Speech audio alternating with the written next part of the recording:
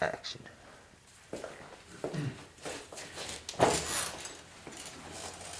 Welcome to the banter.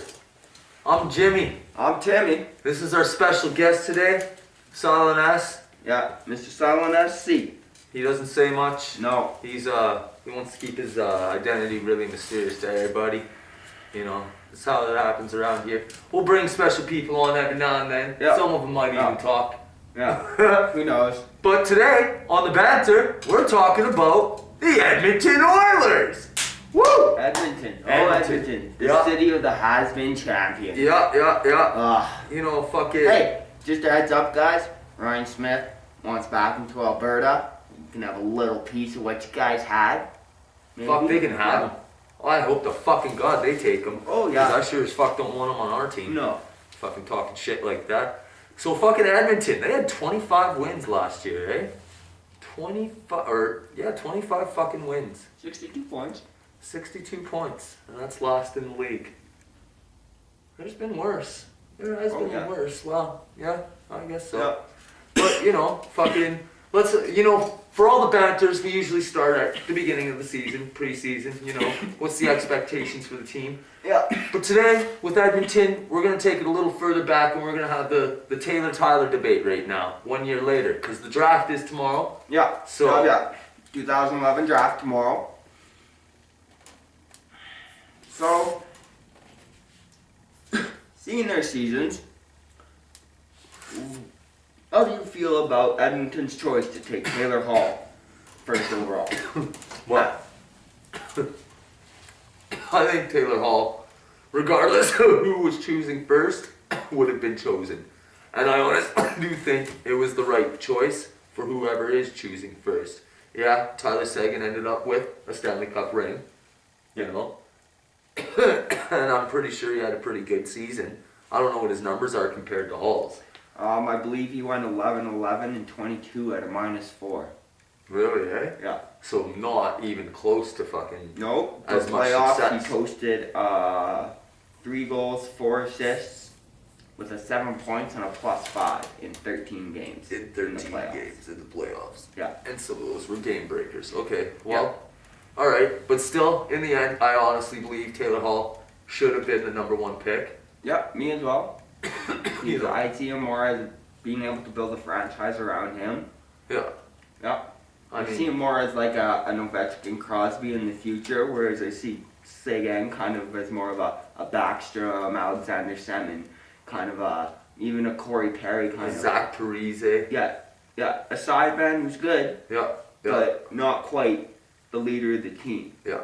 Yeah, for sure. Exactly, right? So this brings us actually to Edmonton's season expectations for their team. How do you think Edmonton felt? I honestly, I don't live in Edmonton. I live in Calgary. I cheer for the Flames, you know. But judging from a lot of the response out of Edmonton and the fucking hype over all these young guys that they had coming in, Yeah. I think Edmontonians truly felt that they were fucking a challenging team. At least might be able to make a challenge for the playoffs. I'm not going to say that Edmontonians were blind to the fact that they weren't going to win the Stanley Cup, No, but they thought they would at least contend for a at playoff least spot. contend.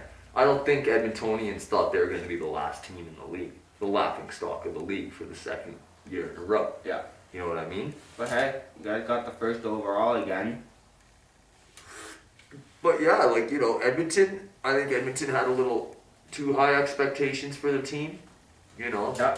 It's not like they have a fucking solid team, you know?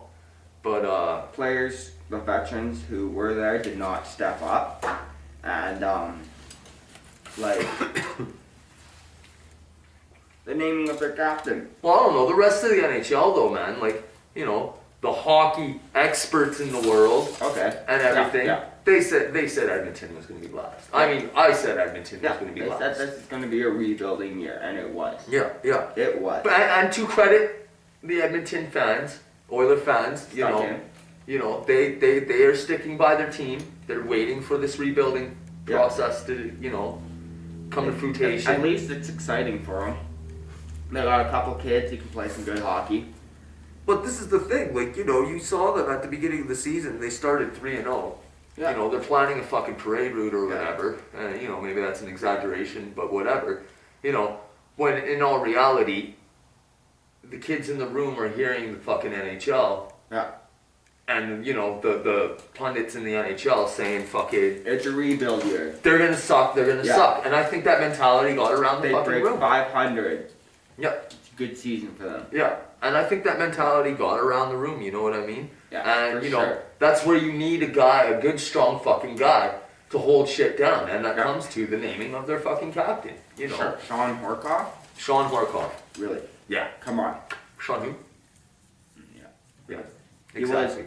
a -1, and he only played 47 games. 47 He was games. nowhere Just close over half the season. to any of the top 5. You know what? Goals, You got all these assists, fucking players all on your team that have all this potential, Yeah. and It's they're all like half being injured seasons. and cut. But yeah, you have all these, you know, fucking Veterans veterans on your team, and none of them are fucking playing. They're all getting fucking hurt. Yeah. It almost seems like, you know, a lot of these guys maybe don't want to be there.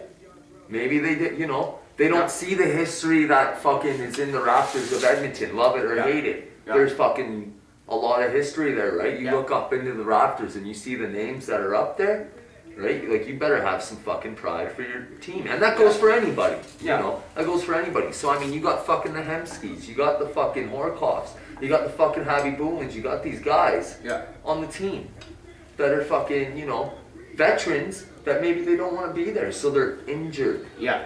Yeah. You know for what sure. I mean? I don't know. Yeah. And I think another thing that it comes down to is the unrealistic expectations of these rookies. Hall, Eberle, Pierre Svensson, and this Omar guy. Like, Yeah. I think maybe it might have got to the veterans' head too. Yeah. They're like, look at this little Let's lean on powerhouse these we kids. just got. Let's lean look on at these this kids. powerhouse we just got. Yeah. They're gonna pump in so many goals it doesn't even matter if we get scored on. Yeah. When in reality, they got pushed around pretty good. Oh, fuck yeah, They're man. small. They're Those good kids, hockey get, players. those kids get touched by the big guys, man. They get thrown around by the fucking Regiers Yeah. of the league, the Jovanovskis of the league, Jovanovskis, the Webbers, Webbers, You know, they're gonna fucking, Sure. they curl up, they go to the bench, and they're like, shit. Yeah. Like, they're good hockey players. There's nothing denying that. High round draft picks, a first overall, you can't Yeah. deny that they're good hockey players. Yeah. But they're still small. They're Yeah. 18, 19, 20 years old. They're small guys still. Yeah. To be fair to Everly, you know, he did fucking Yeah. lead the fucking team in points, eh? Yeah. Like, that's pretty It's impressive. impressive. Yeah. That's impressive. I But- didn't know that. The thing that I find probably most alarming for Edmonton is how they craved about these 2 Swedes that they had just got. Pierre Svensson and this Omar guy. Yeah. And They got like between 2-5 years of between these fucking... 2 guys, there's professional 7 hockey, years of respectively. professional hockey. Yeah. Yeah. Pierre Svensson's played 2 years of Swedish elite before he came to the Oilers organization. Yeah. Omar, he's 24 years old already. 4 He played years in the 4 Swedish. years in the Swedish elite and a year in the KHL before he came to the That's NHL. 5 years of professional hockey. 5 years. And Omar, he plays 51 games, 5 goals, 22 assists, 27 points, and a -16. How long do they have these kids signed for? I believe entry-level contracts. Entry-level contracts, eh? Yeah. Yeah, but still, these They have room to grow, you know. they do have room to grow. They- but they this guy, need this to. older guy, like Yeah. I think they're depending a little too much on some of these kids. Well, you need... They again, played well in the Swedish elite. It comes down to these seasoned NHL veterans Yeah. fucking bringing these kids in and fucking taming teaching them down. Yeah. Taming them the fuck down. The biggest You know? thing they need to be taught is the physicality of the game. Because if you look, yeah, they're fancy players, and if they get you on flat-footed, they're gone, and they're gonna make you look goofy.